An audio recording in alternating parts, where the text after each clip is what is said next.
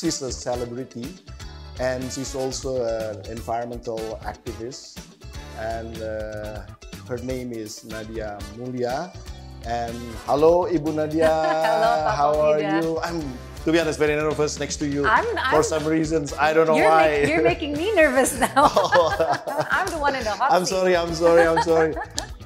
And then suddenly you want to do something, you know, very dirty, you know, all this kind of thing. I love getting dirty. Oh. No, honestly, because there's also that side, because people, when they see a public figure, they have a sort of impression, and then they see me going into the rivers, going into the ocean, picking up dirty diapers and everything like that. Dasarnya aku orangnya nggak gelian.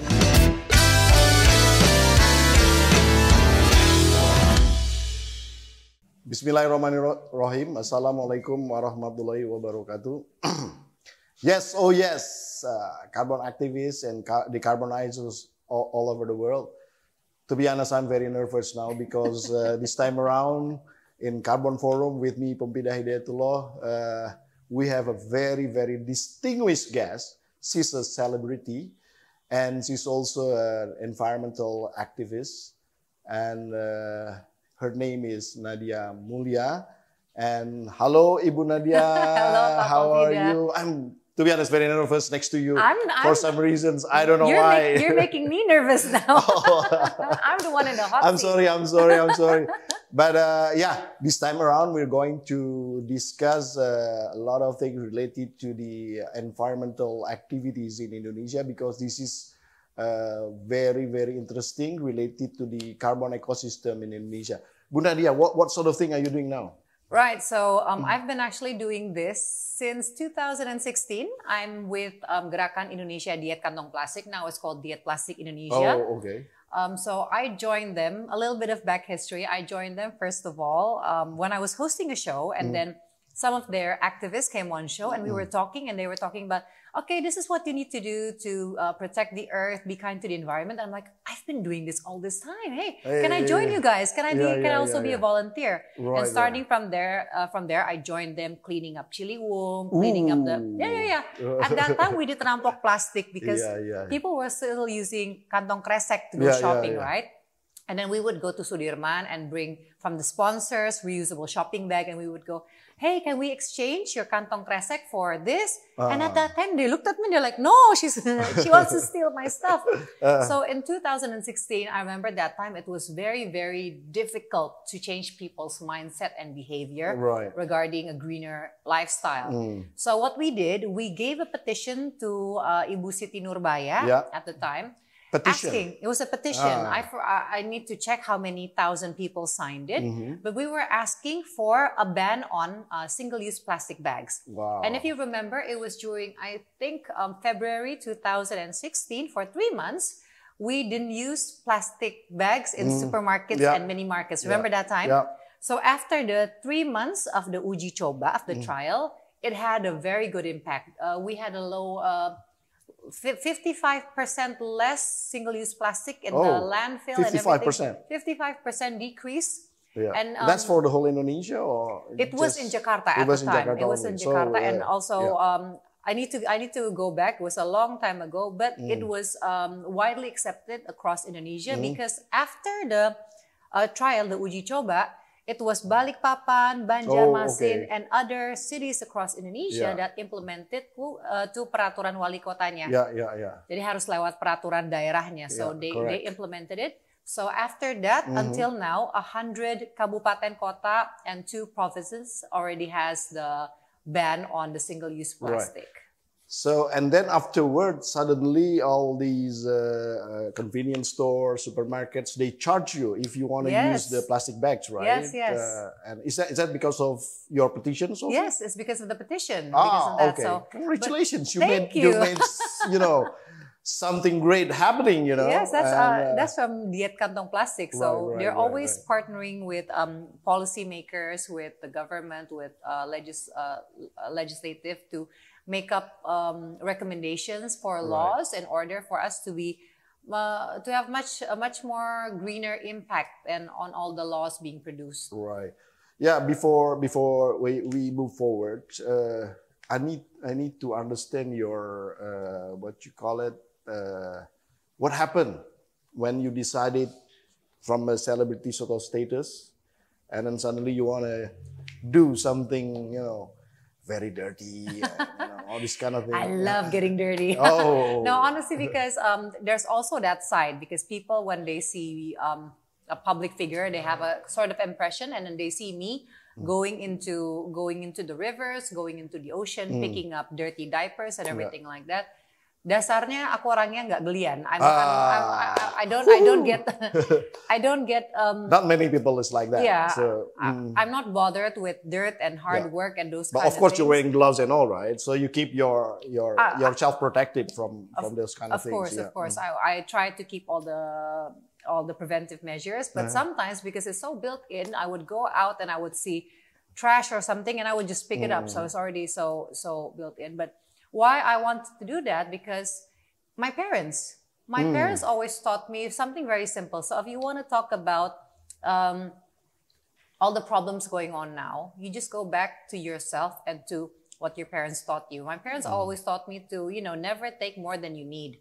So consume wisely, be mindful about your consumption. When you have food on your plate, finish it. Don't buy something that you don't need. Those, something very simple, those kind of things, Because all of these problems are coming from us. We're being too consumptive. We're consuming more than we can actually enjoy, and we're just throwing it away. Because life is becoming more practical, and in that practicality, there's even more and more trash and waste building up from it. So because of that, I think when we start to make the decision to be more aware of the earth, to do much more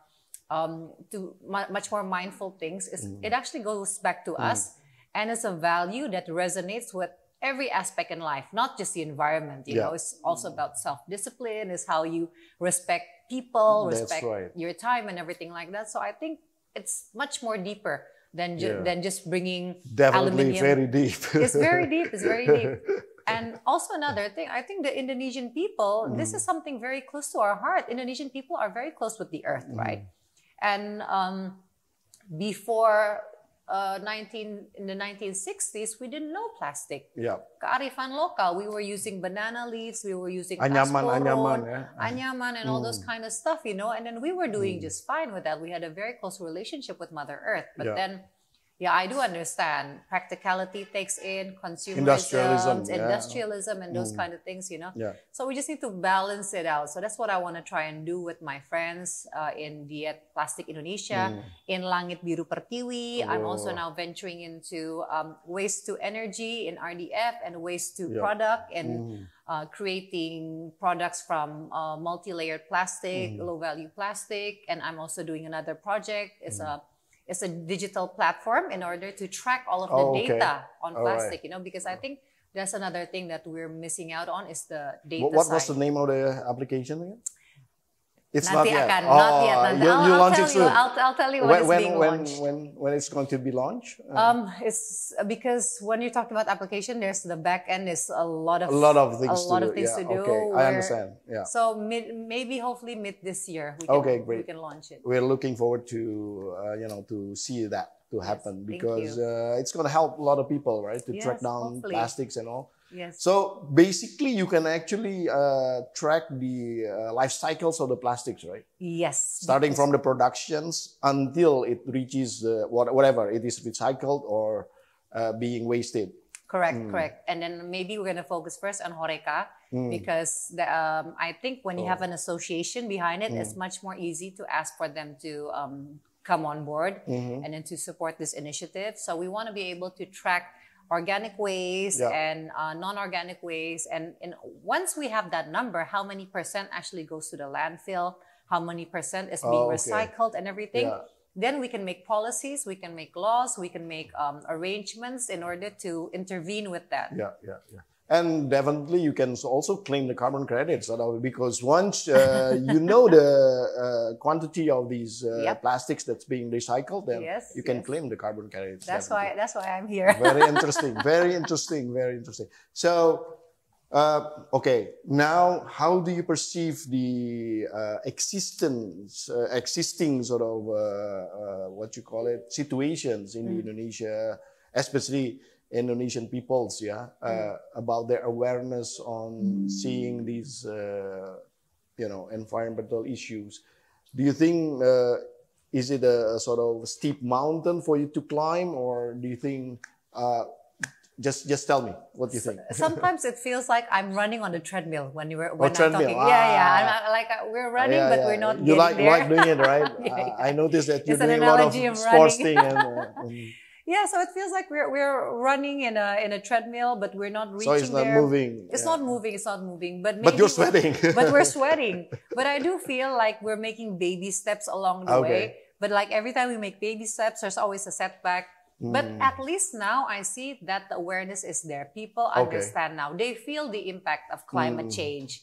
10 years ago, people are like, what's climate change? It's just a propaganda. And then Donald Trump also doesn't believe in climate change and everything. But now it's in your face. You feel it was the hottest day to date in last year. Hottest day, hottest month, hottest year. And we also feel the weather being very extreme. Change extremely. Because I also educate and I also do ESGs and CSRs for a company to do plantation in mangrove in Pulau Seribu, misalnya. Really? Yeah. So I take them there and then we do coral rehabilitation and then we do beach cleanups and everything. So we feel even the ocean is different. Normally, the trash comes more earlier and then the waves are much more bigger when we're bringing companies to do all those activities on the beach. So you cannot say the earth is okay. The earth is not okay. You can feel it. So with that comes awareness from the people. Okay, something is going on. We need to do something. And speaking about running on the treadmill, there are baby step improvement, like the reusable shopping bags now. And now people bring tumblers. It's a common thing. People bring tumblers. And another initiative that I'm doing with Langit Biru Pertiwi is we are working with organizers for marathon. So instead of the water station with the single-use plastic cups, we're using reusable cups. So I have another product called Balikin. So you run, you drink, and then you throw it in a pit. And then my team, my runners, we collect it and then we wash it and then we reuse it. Of course, using the proper washing standards. Because you need to keep the hygiene sort of level there. So that's what I'm trying to do because the awareness is there. I'm trying to work with organizations, with people, with communities, like runners, like people who like to go hiking and people who like to travel. I think they have a bigger willingness to do behavior change. So hopefully all these little efforts that my friends and I and you are doing, and with the animo going on now, the momentum going on now, I hope that the treadmill thing will be more of a marathon thing. I'm very impressed. You're doing things with the plastic bags. What happened to other types of plastics? Like, for example, the PET, water container, HDPE, LDPE, something like that. I don't want to get into the jargons. I just want to mention it. Right. So basically, you have so many different types of plastic. You have the high value because there's always going to be the off-takers who's going to take it, like the PET bottles. And then you have the low values. It actually costs more to recycle them than to burn them or throw it away. The low-value plastic, right? So the low-value plastic ones are what me and my friends are trying to target. We're trying to give value to it. And the process itself, like I said, economic-wise, it just doesn't match with all the investment and the effort and everything like that. So what I'm trying to do for the low-value plastic is actually giving it leverage by working with companies, and they can claim that, okay, we are doing something. We are being responsible for this. Plus, with the carbon credits and everything, I hope it's going to be a bigger incentive for companies, for people to Can't you just get the carbon credits into the calculations?